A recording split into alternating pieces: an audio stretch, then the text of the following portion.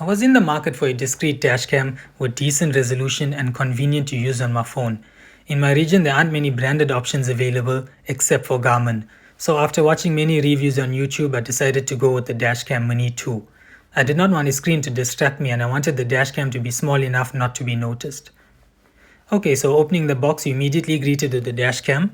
The front is the camera which records HD at 1080p and where the mount is also located.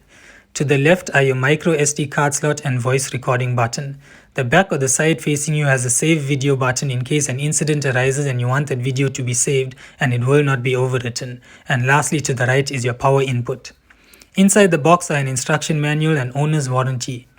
Okay, so you get two power cables, one long and one short. I think the long one is used to permanently run the cable through the dash and door pads, etc. And the shorter one can be used if you're switching the dashcam between cars often and you quickly want to take it out and use it on another vehicle.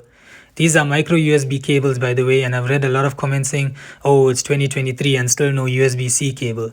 This is only a power supply cable and not a charging cable. So micro USB is good enough in this case, and at least there are many options available if the cable does get damaged.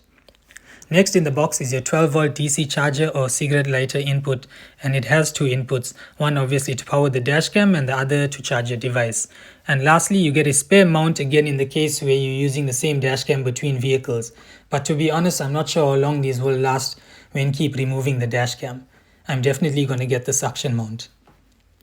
Okay, so I have two accessories to go with the dashcam. One is mandatory and the other optional. Starting with the optional extra, this is a polarized filter which basically reduces the glare from the windshield and dashboard. This costs around $25 US. Although this is not necessary, you will get a better picture quality when using it. So the second accessory is a micro SD card, which is mandatory because the dashcam has no built-in memory.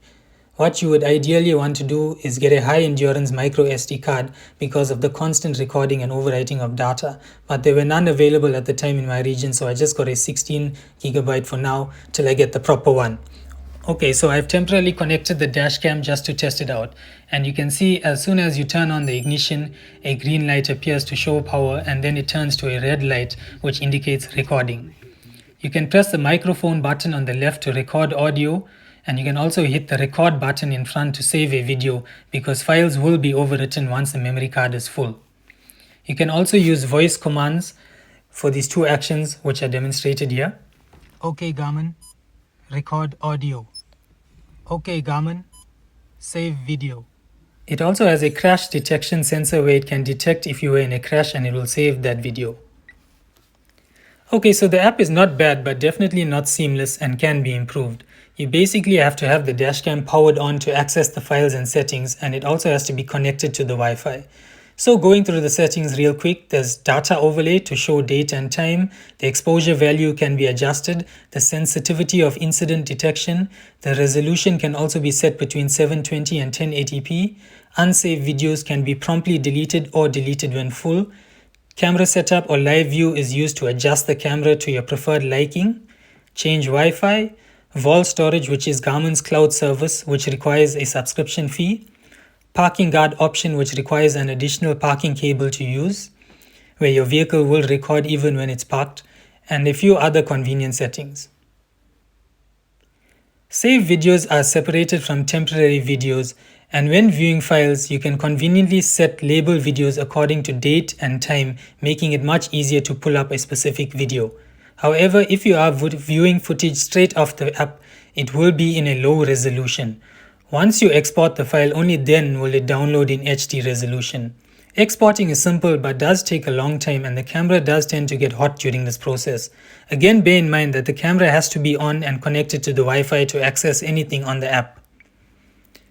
So I'm going to conclude this video followed by a few sample clips in different lighting conditions. I've used the Dashcam Mini 2 for over a month now, and I'm happy to report that it is working well.